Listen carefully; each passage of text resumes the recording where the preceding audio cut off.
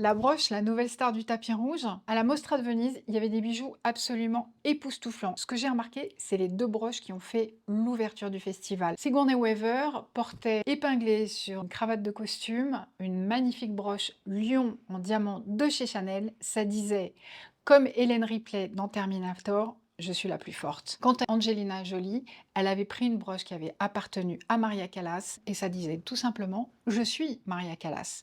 Ce qui me fascine chez la broche, c'est que c'est plus qu'un bijou, c'est un manifeste. Ça raconte l'histoire, mais ça raconte notre histoire. Alors avant le XVIIIe siècle, ça épinglait une étoffe sur une robe, ça faisait partie d'une tenue.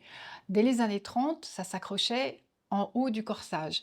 Et puis dans les années 90, Carla Bruni le portait au défilé Chanel de Karl Lagerfeld sur son soutien-gorge pailleté, pour se moquer un petit peu de la reine d'Angleterre, qu'il portait sur tous ses tailleurs, parce que la broche pour la reine d'Angleterre, eh ben, c'est les joyaux de la couronne. Enfin, à Cannes, c'est les mecs qui portaient des broches. Je l'ai vu en particulier sur une de mes idoles qui n'est autre que Vincent Cassel, comme si pour lui porter un bijou, un peu too much, mais une broche, c'est tellement classe. Alors la broche, accessoire ou essentiel, moi je porte celle épinglée sur mon corsage de Sylvie Corbelin. Tradition ou révolution, moi je suis plutôt pour révolution. Je me dis que celle-là, moi j'ai pu la quitter.